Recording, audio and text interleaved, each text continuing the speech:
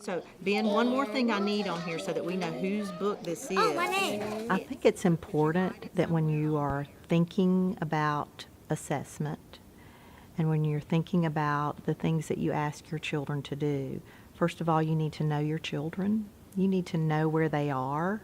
You know, you need to think about, how am I going to find that out? What's the best way, the most appropriate way for me to find that out?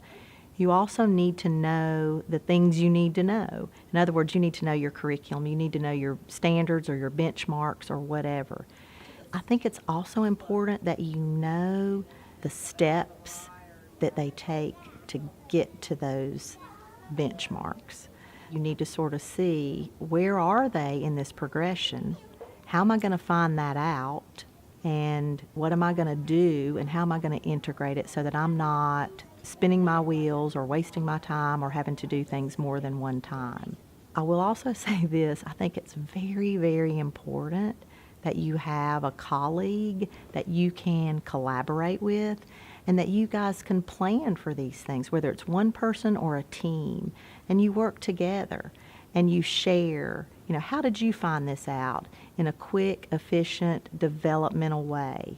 Because I think it is so important that we network. You know, it may be that you might be alone in your school. There may just be one of you or just two of you. Network even with people across, you know, your district, your region, even the state. I think that's really important, and you can support each other in that way.